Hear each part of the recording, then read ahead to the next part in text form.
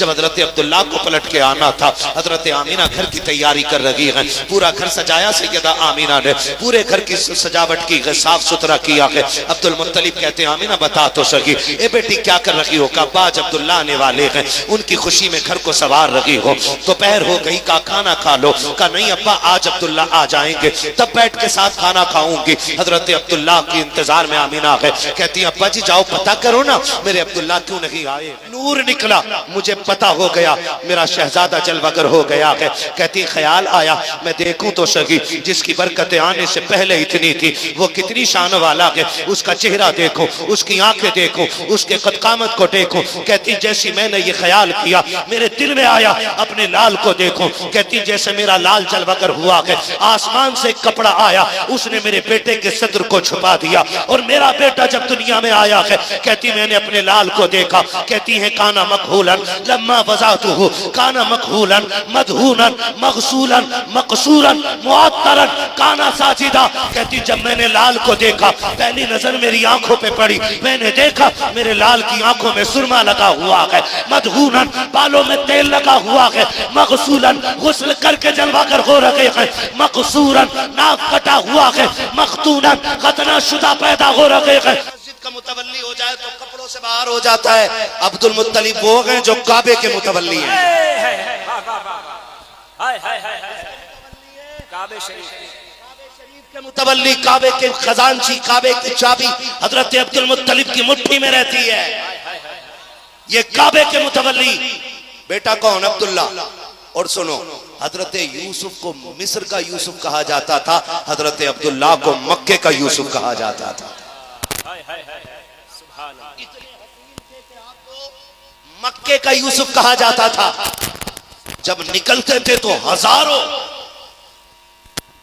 बच्चियां सिर्फ एक झलक देखने के लिए लाइन में लगी रहती थी। लेकिन मुअर्रिखीन ने लिखा मेरे नूर नबी के नूर की बरकत ये थी कि हजारों शहजादियां दोशीज़ाएं एक झलक देखने के लिए राहों में लाइन से लगी रहती थी, लेकिन हजरत अब्दुल्ला कभी नजर उठा के नहीं चला करते थे।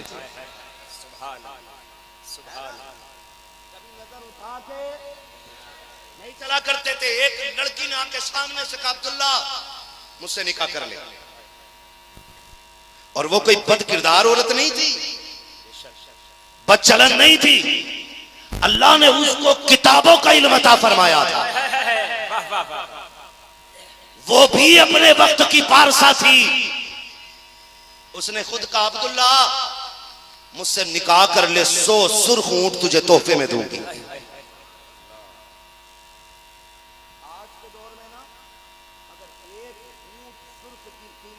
की लगाई जाए ना तो आज के 100 ट्रक बनेंगे। कितने? एक ऊंट पे 100 ट्रक। उस वक्त की और आज की ये दौलत अगर मिलाई जाए। उसने कहा अब्दुल्ला मुझसे निकाह कर ले, 100 सुर्ख ऊंट तुझे तोहफे में दूंगी। अब गैरत वाले लोग कैसे होते हैं? जिनकी पेशानी में हुजूर का नूर चमक रहा हो। फिर जवाब ऐसे ही होता, फरमाने लगे हमारे निकाह का फैसला हमारे बड़े किया करते हैं। क्या बात है, हाय हाय हाय, सुभान अल्लाह, सुभान अल्लाह। कौन करते हैं? हमारे बड़े किया करते हैं। लिख लो इस बात को, जो लड़के बाप के होते हुए खुद फैसला करते हैं वो गैरत वाले नहीं होते, बेगैरत होते हैं। बहुत अच्छा पैगाम। और जिनके निकाह के फैसले उनके बाप करते हैं वो बदकिरदार नहीं होते, वो रब के भी वफादार होते हैं, बाप के भी वफादार है। हक है, सुभान अल्लाह, सुभान अल्लाह। अपनी मर्जी से बयान न करियो। मुझे इस टॉपिक पे बात ही नहीं करनी है, मैं हुजूर का मिलाद बयान कर रहा हूं। बस इशारतन समझ लो, करियो ना। अपनी मर्जी से बयान न करियो। करोगे तो नहीं?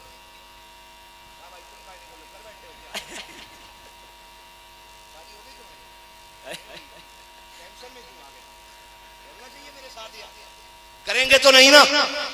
है जिसमें माँ बाप की रजा उसमें हमारी रजा है, जिसमें माँ बाप की रजा उसमें सारे बोले, जिसमें माँ बाप की रजा है उसमें हमारी रजा। ये मत कहना अब्बा तुम क्या जानो लड़की कैसी हो, तुमने खाली परचूनी की दुकान चलाई है, जमीन जोती है। मुझसे पूछो मुंबई, केरला, कर्नाटक सब में घूम के आया हूं, मुझे मैंने अब्बा देख रखी है, सुन बे, नाली पे बैठ के 2 घंटे बात करके तेरी औरत समझ में आ गई? उससे पूछ जो 40 साल से एक औरत के साथ जिंदगी गुजार रहा है। औरत में क्या खूबी होनी चाहिए और क्या कमी नहीं होनी चाहिए, ये बात सिर्फ एक तजर्बाकार बंदा ही बता सकता है। इसे पता, जिसे मच्छर काटने का पता न लगे। 2 घंटा दीवार से चिपका पड़ा, हट ही नहीं रहे। इन चक्करों में, और तुम्हें बताऊं, किसी को बताना मत, चुपके से बता रहा हूं, बताओगे तो नहीं किसी को।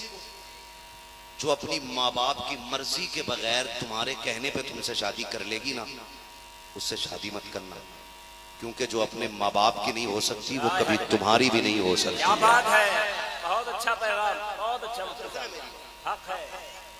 जो माँ बाप की नहीं हो सकती वो कभी तुम्हारी भी नहीं हो सकती। एक दूसरे को देख के ना हंसो, वरना मैं खड़ा करके दुरूद दुआए कुनूत सुन लूंगा। हाँ, फिर फंस जाओगे सबके सामने, कैमरे के आगे मुंह लगा के कहूंगा बता किसकी उम्मत में है। एक से पूछा भाई किसकी उम्मत में, कह रहे आला हजरत की।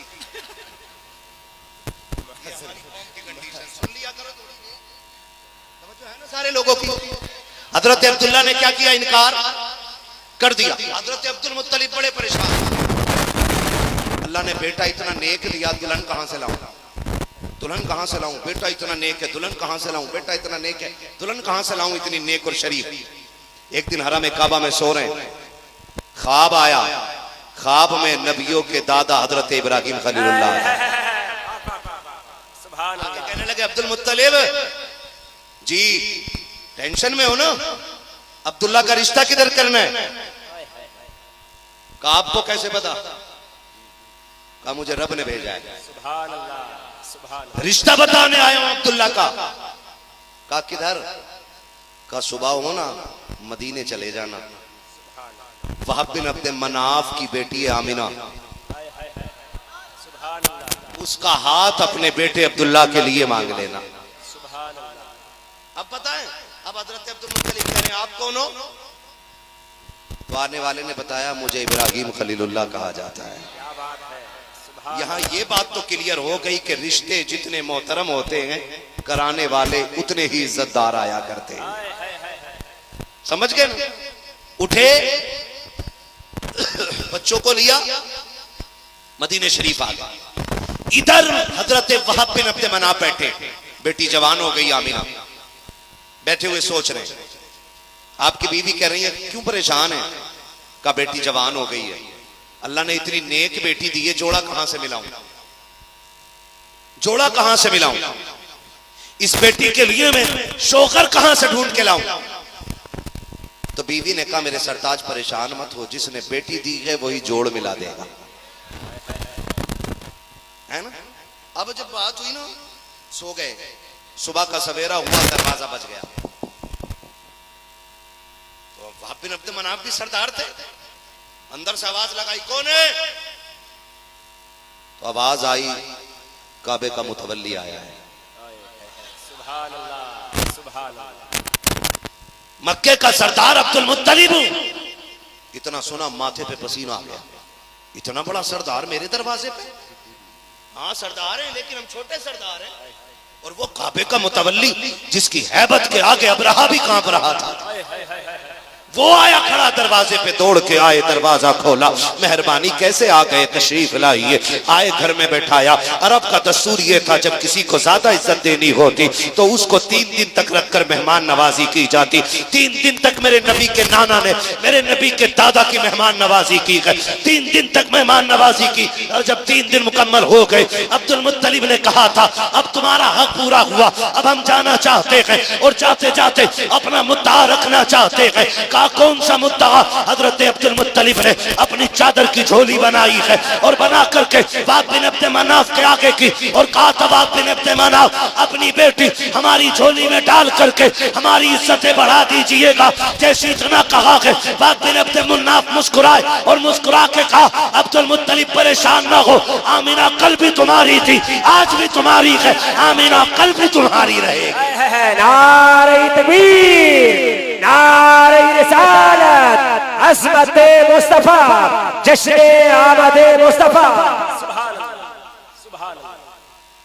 आमीना आज भी तुम्हारी, कल भी तुम्हारी और कल भी तुम्हारी रहेगी। तो अब्दुल मुत्तलिब बाबा है ना, कहने लगे वहाब बिन अब्द मनाफ, और पूछ तो लो बेटा कैसा है मेरा, पूछोगे नहीं? उन्होंने कहा ना। क्यों पूछूं? तो जानते हो अब्दुल मुत्तलिब ने कहा था, सुनो जब कोई बेटी किसी को देता है ना तो कान भटक के देता है, पूछता है लड़का कौन है, क्या करता है, कैसा है, नक्शा कैसा है, चलने फिरने में कैसा है, तुम नहीं पूछोगे? तो वहाब बिन अब्द मनाफ ने कहा मुझे पूछने की जरूरत ही नहीं है। कहा क्यों? कहा जो इब्राहिम तुम्हारे ख्वाब में आए थे वही इब्राहिम मेरे ख्वाब में भी आए थे। जो इब्राहिम तुम्हारे ख्वाब में आए थे वही इब्राहिम जोर से मेरे ख्वाब में भी आए थे। यहाँ कहना ये चाहता हूँ बेटियों के रिश्ते कैसे मांगे जाते हैं। हजरत अब्दुल मुत्तलिब ने झोली फैला के बता दिया, बेटियां रहमत होती हैं, झोली फैला के लिया करो। बेटी के बाप को जलील करके रिश्ता पक्का ना किया करो, उसकी जूतियां तोड़वा के उसके रिश्ते की हाँ ना किया करो। जब किसी की बेटी का हाथ मांगना हो तो बड़े बन के ना जाया करो, छोटे बन के जाया करो, इसलिए कि बेटी खुदा की रहमत होती है, बेटे नेमत होते हैं। नेमत का हिसाब होगा, रहमत का हिसाब नहीं होगा। अगर तुम ये चाहते हो अल्लाह तुम्हारी बेटियों के मुकद्दर अच्छे कर दे, तुम दूसरे की बेटी को इज्जत दो, खुदा तुम्हारी बेटियों की इज्जत में चार चांद लगा के दिखा दे। सुभान अल्लाह, सुभान अल्लाह। कैसे मांगोगे बेटियां? झोली फैला के बेटियां मांगा करो, है ना। आज बेटी वाला करता क्या यार, बात करो ना मुकीम भाई, यार बात करो यार। क्या कह रहा है उसका बेटा डॉक्टर बनना, अल्लाह माफ करे, 6 महीने मेडिकल पे बैठ के आला लटका के ऐसे चल जा टेढ़ा होके, जैसे बगैर एक्सरे के बीमारी पकड़ लेता है। सबसे ज्यादा जो डॉक्टर बने वो कोरोना में बने। कोरोना में 15 दिन सुई सीखी और 16वें दिन खुद लगा दी, कर दिया टेढ़ा। ऐसी ऐसी सुइयां लगी कोरोना में कि अब तक पके में लोग चल रहे हैं। किसी की टांग की नस उठा दी, कोई लंगड़ा ही नहीं। नतीजा 15 दिन प्रैक्टिस करके और जैसे उन्होंने आला लटकाया, लड़की वाले ने देखा डॉक्टर बन गया, कह रहा 10 लाख दूंगा बात कराओ, 10 दूंगा बात कराओ, चलो 11 ले लिए। और ये जो रिश्ता कराने वाले होते हैं कुछ छिचोरे किस्म के लोग, कुछ बहुत अच्छे भी होते हैं, कुछ छिचोरे किस्म के होते हैं, कहते हैं ना भाई उसके तो लोंडे को 20 लाख मिल रहे हैं, बिला दिन भाव बढ़ा रहे हैं और 20 रुपए कोई देने तैयार नहीं। तो लड़की वाला हर बाप चाहता बेटी सुकून में रहे, हाँ कर देता, तो चक्कर में ना पड़ो। कई बार इन झूठी बातों की वजह से बेटियों के घर बर्बाद हो जाते हैं। जो सच हो वही होना चाहिए। और बेटी वालों से गुजारिश है ज्यादा मुंह उठा के रिश्ते ना ढूंढा करो, बराबरी का रिश्ता देख के ना जितनी जल्दी हो सके बेटियों के हाथ भी लेकर दिया करो। ये जो गैर मुस्लिमों के साथ बच्चियां जा रही हैं, ये जो मुर्तद हो रही है बेटियां, इसकी सबसे बड़ी वजह यह है कि ऊंचा ऊंचा देखने के चक्कर में बेटियों की उम्रें गवा दी और बराबरी का रिश्ता नहीं मिल सका, ताकतवर न मिल सके तो बेटियों की बालों पे सफेदी आ गई। ये मत भूलना कि कयामत के दिन तुझे बेटी की गुजरी हुई उम्र का हिसाब भी देना पड़ेगा। तू जो नाक की खातिर बेटियों के रिश्ते लेट करता रहा, उनके बालों में सफेदी आ गई, तुझे इसका हिसाब देना पड़ेगा। अगर तेरी ताखीर की वजह से तेरी औलाद गुनाह में डूबी है, तुझे इसका भी हिसाब देना पड़ेगा। हैदर कर्रार ने कहा था, शेर खुदा ने कहा था, मेरे मुस्तफा ने फरमाया अली वक्त हो जाए, अजान का वक्त हो जाए, नमाज पढ़ने में जल्दी किया करो, अगर कर्जा किसी से ले लो वापस करने में जल्दी किया करो, और कहते सुनो अगर बच्चे जवान हो जाए तो निकाह करने में जल्दी किया करो। करोगे जल्दी,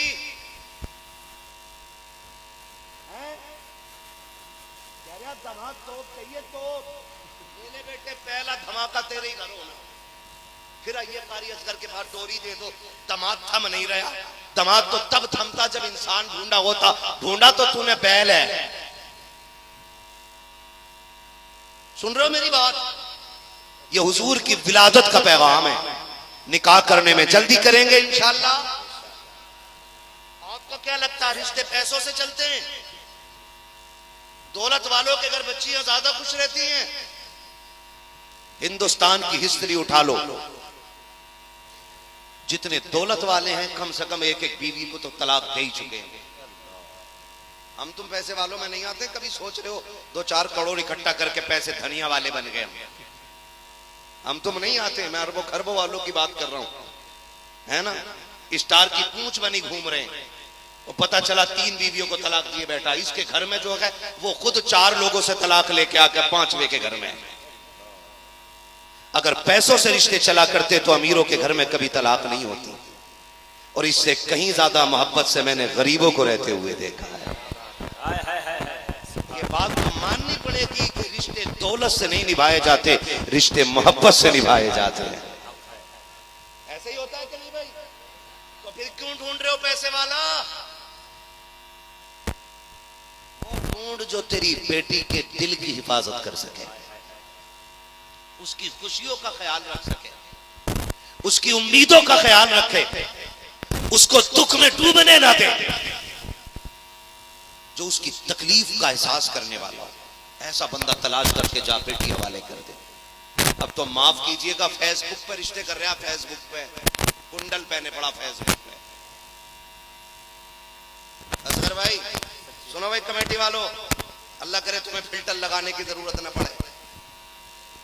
ऐसा ऐसा फिल्टर लगा के फोटो भेज रहे हैं लड़की वालों के घर, बारात आती है तो पता ही नहीं चलता कि भूरा है कि कलुआ है। फिल्टर मारते हैं अब तो, कैमरों ने बेड़ा गर्क कर दिया। ऐसा लग रहा है दिखाया और था, भेज कोई और दिया। कहना ना वो मोबाइल में ही गोरा आया था, लल्ला तो हमारा इतना ही काला। फेसबुक पर रिश्ते ना करो। तुम बहुएं ढूंढ रहे हो ना मैरिज हाल में, ये परकटी, बाल खोल के नंगे सर वाली देख लें, फिर कहना हो पता नहीं कलियर भी 4 लेके चढ़ाई है, कछोछा भी ले गया था, मक्खनपुर शरीफ में दिखा दी, मगर भूत नहीं उतर रहे। हम कहते हैं भूत उसके उतरते हैं जिस पे होते हैं, जो खुद भूतनिया हो उससे भूत नहीं उतरा करते।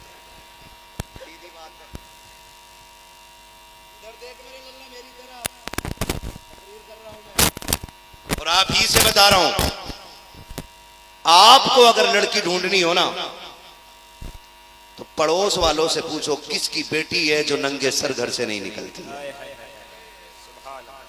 चुपके चुपके पता कर किसके घर फजर के बाद कुरान पढ़ने की आवाज आती है।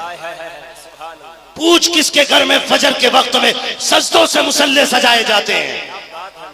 जा फिर हुस्न की मलका तलाश न कर, बालों की लंबाई न देख, अदाओं में खुमार न देख, सजदा करने वाली लेके आ जा, तेरी दुनिया भी आबाद कर देगी, तेरी आखिरत भी आबाद कर देगी।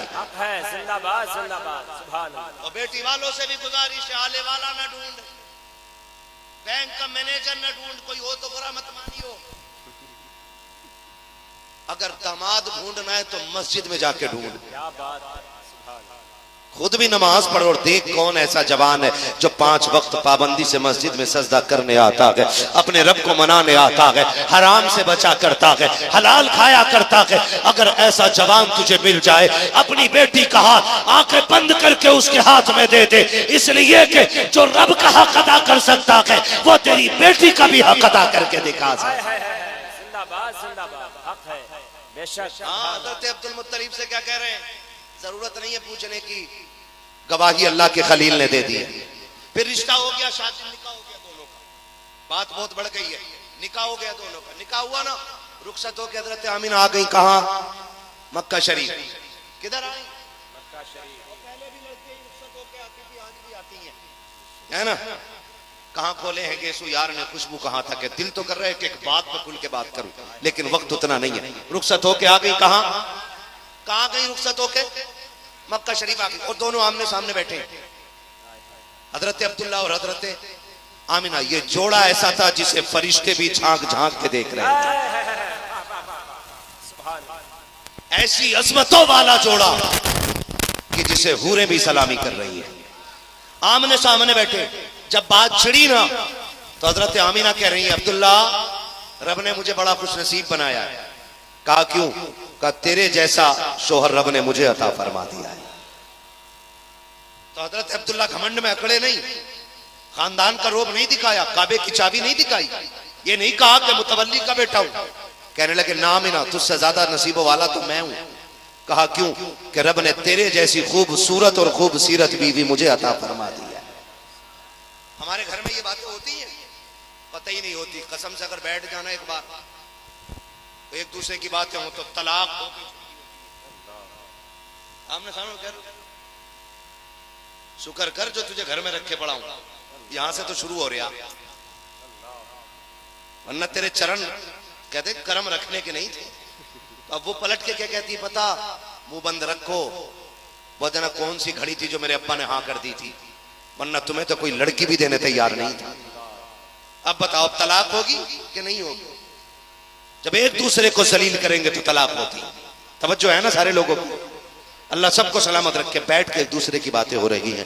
2 महीने का अरसा गुजरा। हजरत अब्दुल्ला कहते हैं आमीना कहा जी का परदेश जा रहा हूँ, तिजारत के काम से जा रहा हूँ, आऊंगा ना वापस, फिर आके इंशाल्लाह कुछ वक्त गुजारेंगे। हजरत आमीना ने कहा था अब्दुल्ला अभी तुम कितने दिन हुए हैं, अभी जी भर के मैंने आपको देखा भी नहीं है, इतनी जल्दी परदेश जाने की बात कर रहे हैं? कहा मजबूरी है, वापस आऊंगा, तेरे हाथ की पक्की रोटी खाऊंगा, वादा करता हूँ अब जाने की इजाजत दे दे। हजरत आमीना ने इजाजत दी। हजरत अब्दुल्ला चले गए। जहां तक अब्दुल्ला गए हजरत आमीना खड़े होकर देखती रही। मैं अपनी बेटियों से कहना चाहूंगा, खुदा का वास्ता दे के कहता हूँ, शोहर तुम्हारी सबसे बड़ी दौलत होती है। अपने शोहर के खिलाफ जबान न खोला करो, उसके लिए बद्दुआएं न किया करो, उससे गुस्से में आकर के उसकी मौत न मांगा करो। तुम नहीं जानती हो अगर शोहर इंतकाल कर जाता है तो फिर चूड़ियों का रंग फीका पड़ जाता है, कपड़ों की रौनक चली जाती है। अगर शोहर इंतकाल कर जाए तो घर की मलका होने वाली औरत घर के अंदर नौकरानी नजर आती है। अगर शोहर घर से निकला करे उसे बद्दुआएं न दिया करो, बल्कि रब की बार काम है झोली फैला के कहा करो,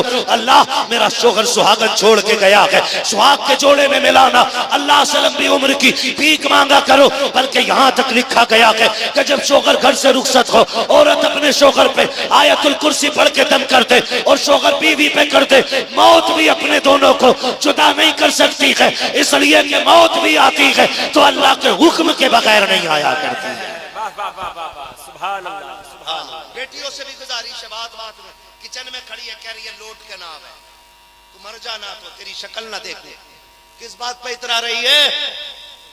तुझे पता है जिस दिन ये मर गया, कपड़े तो बड़ी बात है, कोई तुझे एक वक्त की रोटी देने के लिए तैयार नहीं।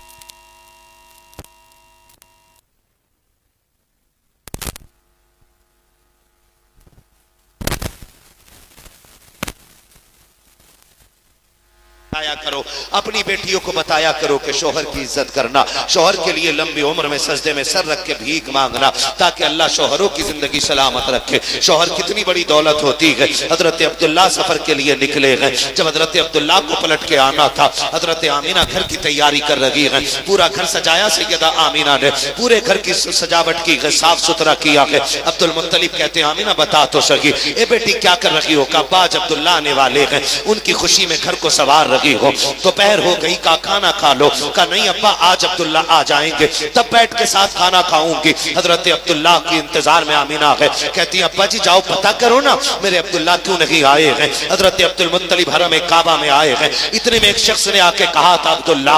अब अब्दुल मुत्तलिब कहा क्या? का सब्र करना, बड़ी दर्द बड़ी खबर लेके आया हो। का कौन सी खबर है? कि वो जो तुम्हारे दिल का टुकड़ा है अब्दुल्ला, जिसे तुम सबसे ज्यादा प्यार करते हो, उसका सफर में इंतकाल हो चुका है, अब वो वापस नहीं आने वाला है। हजरत अब्दुल मुत्तलिब की कमर पे हाथ आ जाता है, क्योंकि आपके और भी बेटे थे, लेकिन आपके जिगर के टुकड़े थे हजरत अब्दुल्ला, आपके चहीते थे हजरत अब्दुल्ला। आप जमीन पे बैठ जाते हैं। खुद को संभाला, ख्याल आया आमीना को अब्दुल्ला का इंतजार होगा, किन लफ्जों से जाके बताऊंगा कि तेरा सरताज अब नहीं आने वाला है, तेरा शोहर दुनिया से जा चुका है। आपने खुद को संभाला, घर आए हैं, जैसी दरवाजे पे कदम रखा है, सैयदा आमीना दौड़ के आके कहती है अब्बा बताओ ना मेरे अब्दुल्ला की खबर क्या है? हजरत अब्दुल मुत्तलिब की आंख में आंसू है। कहा बेटी अब कोई नहीं आने वाला है, अब किसी के इंतजार की जरूरत नहीं है। कहा अब्बा कहना क्या चाहते हो? कहा बेटी अब्दुल्ला का इंतकाल हो चुका है। इतना सुना नबी की अम्मी जमीन पे बैठ जाती है, एक हाथ शिकम पे आया है, हाथ पेट पे रख के कहती है ए मेरे परवरदिगार, अभी अब्दुल्ला के बच्चे ने बाप का साया तक नहीं देखा है, इतने पाने से पहले ही उसको यतीम कर दिया गया है। ए मेरे मौला बता तो सकी अब मेरे बेटे का क्या बनेगा? आवाज आई आमीना सुना बहा, रोना बंद कर दे, तू इसे लावारिस कह रही है, हमने इसको कायनात का वारिस बनाने का फैसला कर लिया।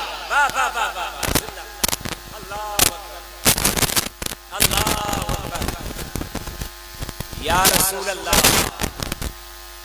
या रसूल अल्लाह, मरहबा मरहबा मरहबा मरहबा अल्लाह। चले आगे, बोलो जरा सुभान अल्लाह। हम उस नबी का मिलाद क्यों ना बनाएं कि जो अभी माँ के शिकम में आया है और कायनात में उसके आने के नारे लगने लगे हैं जी। उस नबी का मिलाद क्यों ना बनाएं। नबी की अम्मी क्या कह रही है, है तवज्जो। नबी की अम्मी कहती है कि जैसे उम्मीद के वक्त में औरतों को परेशानी होती है ना, कहती पैदा करने वाले रब की कसम मुझे 9 महीने तक कोई परेशानी नहीं हुई। 9 महीने तक। और बल्कि कहती जैसे जैसे दिन बढ़ते जाते थे मेरी किस्मत संवरती जाती थी। ये आला हज़रत नहीं कह रहे, कभी कोई आला हज़रत का नाम लेकर टिप्पणी करे ओ बरेलवियों का कीदा है। ये बरेलवियों का नहीं, नबी की अम्मी का बयान है।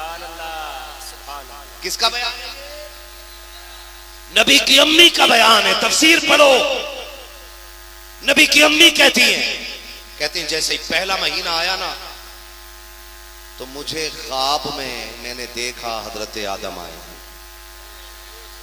और आके कहते हैं आमिना मुबारक हो। मैंने कहा कौन हो? कहा मैं आदम हूं। कहा मुबारक किस बात की देने आए हो? कहा मुबारक हो तो नबियों के इमाम की मां बनने वाली है। कहते हैं हर महीने कोई ना कोई नबी आता रहा, हर महीने, और मुबारकबाद देता रहा। क्या देता रहा? मुबारकबाद। कहती है कि 3 महीने का अरसा गुजरा।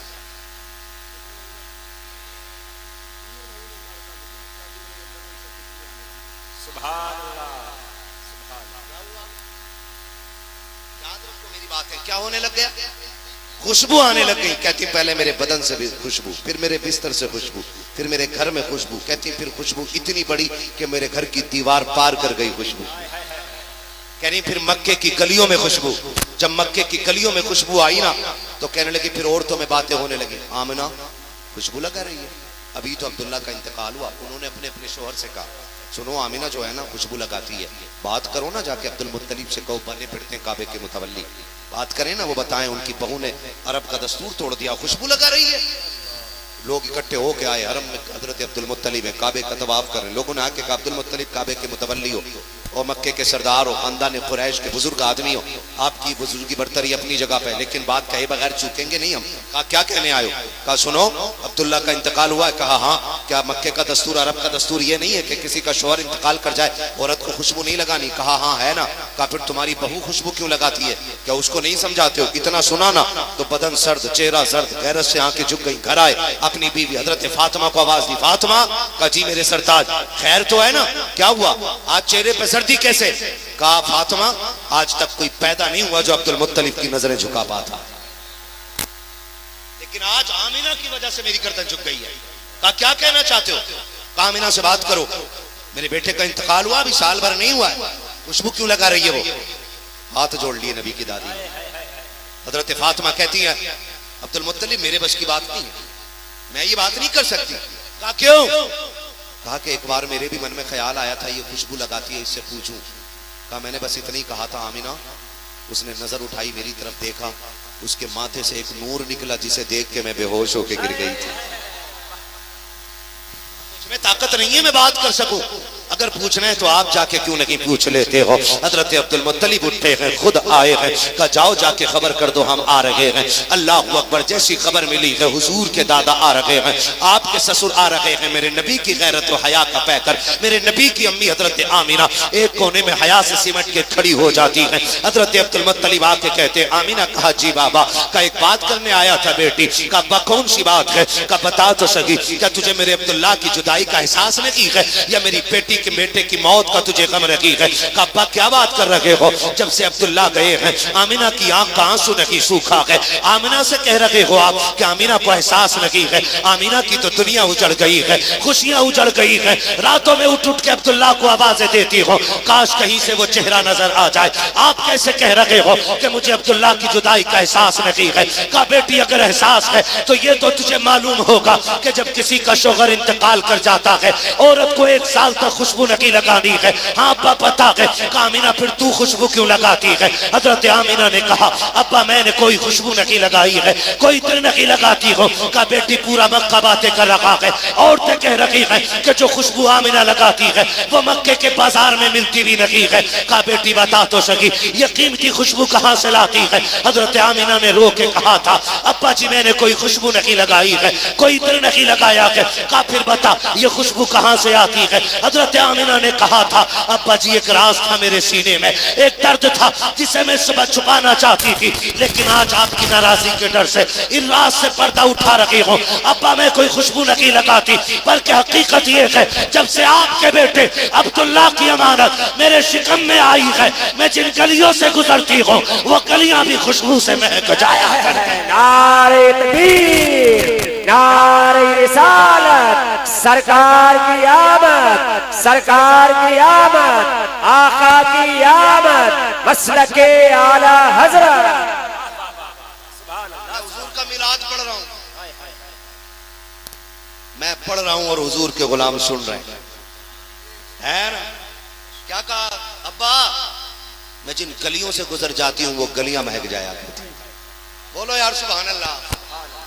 मुझे हैरत होती है, 2 टांगों का जानवर कह रहा नबी मेरी तरह जहां तू पैदा हो जाए वो घर कभी पाक ना हो, तेरी मचान तेरी 7 पुश्तों में आए। मेरा नबी तो वो है जो माँ के शिकम में आया है और मक्का महकने लग गया है। हज़रत अब्दुल मुत्तलिब कह रहे हैं क्या कहा बेटी, ये मेरा कमाल नहीं आने वाले मेहमान का कमाल है। अब्दुल मुत्तलिब ने यूं निगाह उठाई, कहने लगे शुक्र है मालिक मेरी दुआ पूरी हो गई है, मेरी दुआ पूरी हो गई। अब्बा कौन सी दुआ। कामना एक दिन रात को मैंने देखा ना तू तड़प के रो रही थी, आधी रात थी मैं बर्दाश्त न कर सका, मैं उठा काबे में आ गया, मैंने गिलाफ पकड़ के कहा था काबे वाले मेरे और बेटे हैं, एक अब्दुल्ला चला गया है, मालिक मैं और बेटों को देख के सब्र कर लूंगा, लेकिन मालिक आमिना को एक बेटा दे देना जो मेरी आमिना के दिल का करार बन जाए। क्या कहा, बेटा दे देना मेरी आमिना को ताकि उसके दिल का करार बन जाए। आज वो बेकरार है ना, सुकून मिल जाएगा। कहते हैं आमिना जब मैंने इतना कहा गैब से आवाज आई अब्दुल मुत्तलिब तूने बहुत थोड़ा मांगा है, बहुत थोड़ा मांगा है, तू आमिना के करार की बात कर रहा है। हम जो अब्दुल्ला के घर में अपना मेहमान भेजेंगे वो आमिना का करार नहीं, वो कायनात के दिल का करार बन के आने वाला है। हाँ कहते मेरे आज दुआ कबूल हो गई। अब हजरत आमिना रंग में आई, अब्बा बात यहां नहीं और बता दूं कुछ। का बताना बेटी। कहती अब्बा सुनो ना, ये तो उसकी बात कर रहे हैं। अब्बा मैं जब तकिए पे सर रखूं तो तकिए से खुशबू, मैं बिस्तर पे लेटूं तो बिस्तर पे खुशबू, मैं चादर ओढ़ूं तो चादर से खुशबू। हजरत फातिमा आगे बढ़ी हैं, जाके दीवार की मिट्टी खुरच के लाई और लाके हजरत अब्दुल मुत्तलिब के हाथ पे रख के कहा मेरे सरताज जरा इसे सूंघो तो सगी। अब्दुल मुत्तलिब ने उसको सूंघा ना, मुश्क की खुशबू आ रही थी। कहा इसमें कैसी खुशबू है। मेरे नबी की दादी हजरत फातिमा कहती है मेरे सरताज 3 दिन पहले आमिना ने यहाँ हाथ रखा था, आज तक मुश्क की खुशबू आ रही है। 3 दिन पहले हाथ रखा था, आज तक खुशबू आ रही है। अब नबी की अम्मी कह रही है अब्बा जी आप तो कभी कभी ऐसा होता है घर का पानी भी हरम शरीफ ले जाते हैं, घर में पानी की जरूरत होती है, अम्मी मुझे डोल दे के कहती है आमिना बेटी पानी भर के ले आ। अब्बा वो रखा कुआ फासले पर, मैं पानी भरने के लिए जाती हूँ, लड़कियां मुझे देख करके खड़ी हो जाती हैं। मक्के की बच्चियां कहती हैं आमिना आजा हमारा काम हो गया है, हमारा काम हो गया है। अब्दुल अब्दुल मुत्तलिब कहते हैं बेटी कौन सा काम है? अब्बा जब मैं जाती हूँ मुझे देख के डोल रस्सी छोड़ दी जाती है, लड़कियां डोल रस्सी नहीं खींचती है। कहा किस लिए? अब्बा जब मैं जाके खड़ी होती हूँ और मैं पानी की तरफ झांक के देखती हूँ, पानी उछाला मारता है और किनारे पे आके खड़ा हो जाता है। अब्बा जी जब तक मैं खड़ी रहती हूँ पानी भी रुका रहता है। मक्के की औरतें बच्चियां सारे अपने बर्तन भर लेती हैं, सबसे आखिर में मैं अपना बर्तन भरती हूँ और जब लेके चलती हूँ अब पानी नीचे जाता है। अब्बा चुपचाप नहीं जाता, मुझे सलाम करता हुआ जाता है, मेरा नाम लेता हुआ जाता है। और अब्बा जब पानी लेकर के आती हूँ, आप तो जानते हैं राह भी पथरीली है, पहाड़ भी पत्थर के हैं, पानी का भी वजन होता है और मुझ में भी कुछ वजन है। मैं जब पैर रखती हूँ पत्थर पत्थर नहीं रहते, वो रेशम बन जाया करते हैं। और अब्बा जब मैं चलती हूँ बड़े दरख्त सजदों में गिर जाते हैं, छोटे तोते बोला करते हैं। कहा बेटी क्या कहते हैं? तो हजरत आमीना ने कहा था अब्बा ये सब बोल के कहते हैं अस्सलातु वस्सलामु अलैका या उम्मा रसूलिल्लाह, ए नबी की माँ तुझ पर भी सलाम हो, तेरे आने वाले अहमद पर भी सलाम। बात खत्म नहीं हुई, अभी बात खत्म नहीं हुई। नबी की अम्मी कह रही हुई अब्बा एक बात और बताऊं? कहा हाँ अब्बा जी, एक दिन मैं लेटी हुई थी, मुझे पसीना आ गया। क्या हुआ? पसीना आ गया। कहती मैंने देखा मेरी कमर के पीछे से ठंडी हवा के झोंके आने लग गए। बोलो यार सुभान अल्लाह। अगर अब भी नहीं बोलोगे कब बोलोगे? तुम में से किसी की चादर बिछोगी तो नहीं है स्टेज पे कभी मजबूरी में बैठा हो है? कमेटी वालों की है ये, सारे ही तो हुजूर की कमेटी वाले बैठे हैं यार। ये अलग बात है, अल्लाह ने जिम्मेदारी तुम्हारे कंधों पे रख दी है। किसी की ड्यूटी नबी नबी करने की होती है और किसी की ड्यूटी नबी नबी सुनने की होती है। बैठे सारे ही गुलाम है ना। जब तक बिके न थे तो कोई पूछता न था, तुमने खरीद कर हमें अनमोल कर दिया। मैं हुजूर का मिलाद बयान कर रहा हूँ, चलूं आगे थोड़ा सा, जरा बोल दे सुभान अल्लाह। सुभान अल्लाह। सुनो हमारी थकन मुर्ग मुसल्लम चिकन मटन कटन किसी से नहीं उतरती है, हमारी थकन उतरती है सुभान अल्लाह से। है मैं भी बिहार से आया, ठीक है ना, फिर मुझे कहीं जाके कल बोलना है, तो इतनी जोर से सुभान अल्लाह बोलो कि कल के जलसे तक मेरा काम चल जाएगा।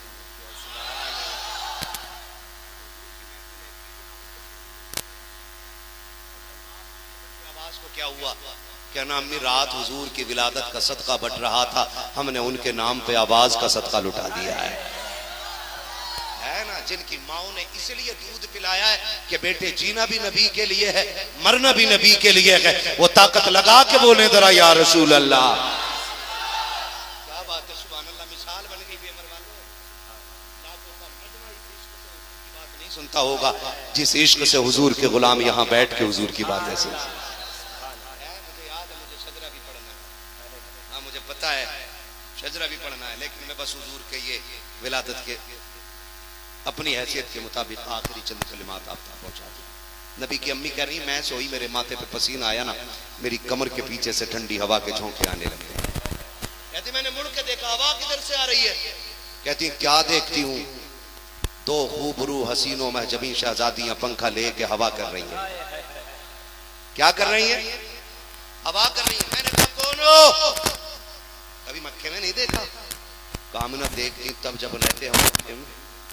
कहा फिर कहां से आई हो? कहा रब ने हमें जन्नत से तुम्हारी खिदमत के लिए भेजा है।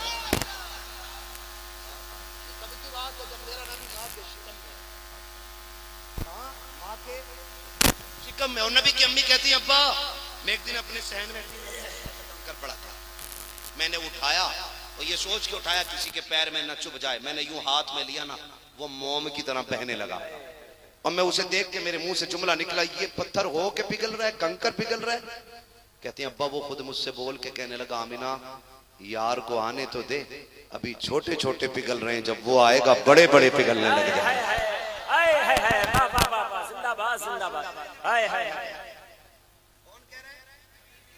नबी की अम्मी ये थैला देख के समझ गया हूं कि हश्र क्या होने वाला।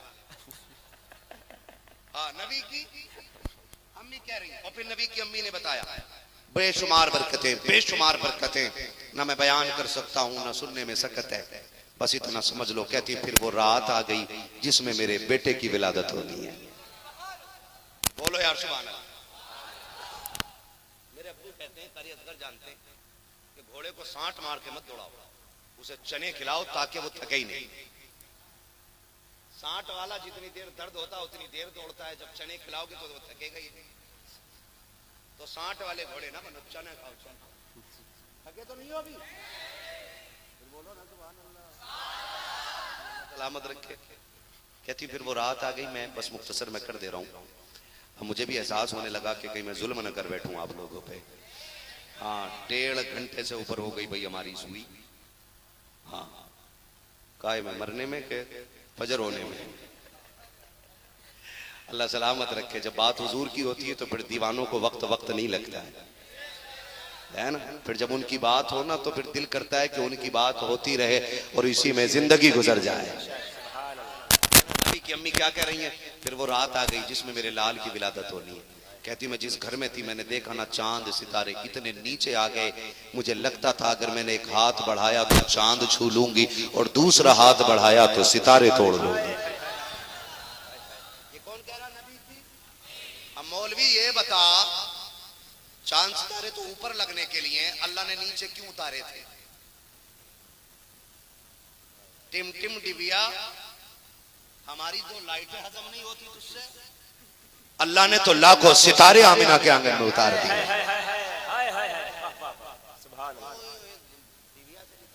इतनी लाइट लगाने की क्या जरूरत है? तो भाई काम तो तेरे बगैर भी चल रहा था, तेरा दुनिया में आने की क्या जरूरत थी? समझ रहे ना? दुनिया में उसे रहने का हक है जो जीता भी हुजूर के लिए और मरता भी हुजूर के लिए।